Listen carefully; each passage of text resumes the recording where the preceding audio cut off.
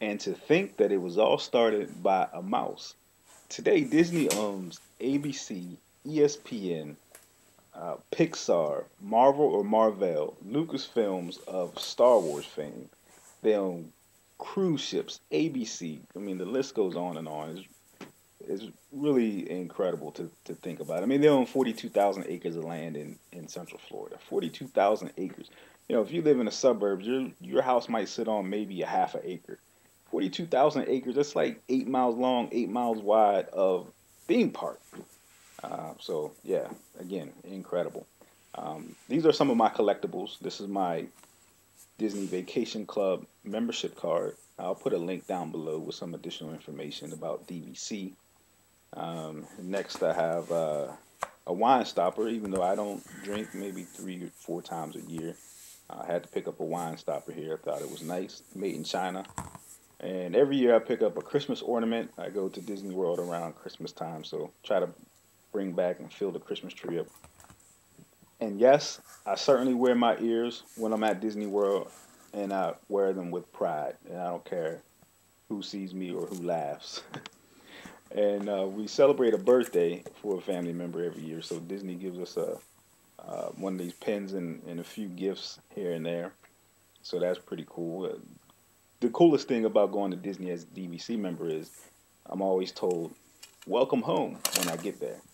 So I absolutely love that. But the star of the show today is the Steamboat Willie limited edition 1 ounce silver proof coin minted by the New Zealand Mint 10,000, a mintage of 10,000. I think I own number 8,696. And as I tear into this, and I'm definitely going to tear into this because I'm going to keep this forever. My great, great, great, great, great grandkids will own this coin. But as I tear into this, I'm going to paraphrase a few things that I learned from reading the biography. When I first time I went to Disney as an adult, I bought the biography about Walt Disney to try to get into the framework of his mindset and trying to figure out what made him so um, bold to think that he could build something so big. Um, and you know, one thing I learned is that Disney World was actually a partnership between Walter Elias Disney and Roy O. Disney. Roy is Walt's brother, and Roy kind of gets lost in modern translation because Roy pretty much played the background. He pretty much took care of the finances of the company, but it was certainly a definitely a partnership between him and Walt. And then after Walt passed in 1966, Roy actually changed the company from Disney World to Walt Disney World. And so rewinding back to in the 1920s, before Mickey, Walt's meal ticket was actually another character by the name of Oswald, the Lucky Rabbit.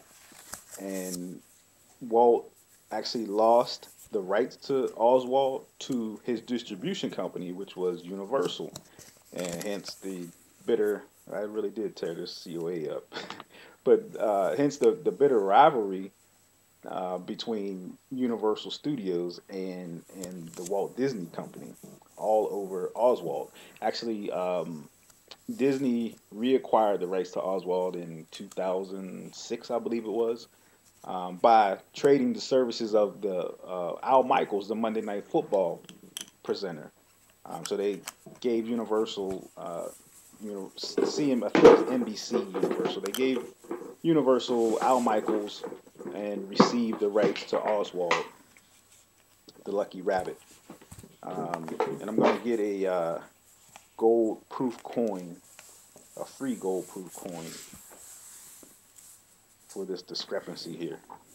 But yeah, so uh, when after Walt built Disneyland, he regretted that he didn't have enough area to expand Disneyland. So he took a helicopter ride over Central Florida and began to acquire property in the name of Yinsid, which is Disney spelled backwards.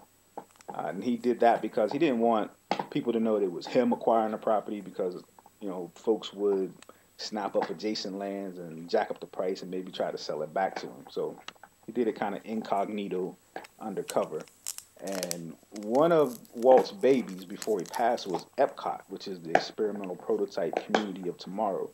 Um, and it was supposed to be a city, maybe an advanced technology city, actually, where people would live and work. And that idea and the purpose of Epcot was actually scrapped after Walt passed. Um, and Epcot is what it is today. And actually, there's an area underground underneath Epcot that I believe you can still tour for an extra fee. So that might be something worth looking into. Um, yeah. So Walt, his vision, his huge vision in general, and his ability to articulate that vision and capture such a massive audience. And he did it out of nowhere. It's not like he was born with a gold spoon in his mouth. But all of that really intrigues me. His entrepreneurship, and just the boldness of it all, is something that I would one day love to tap into. But yeah, I'll just see if I can get a good view of the coin here. And I'm just going to go ahead and sign off now. My name is Solomon El Dorado. Thank you for watching my Steamboat Willie silver proof coin. Tune in next time. I will have some additional coins coming up. And thanks again for watching, guys.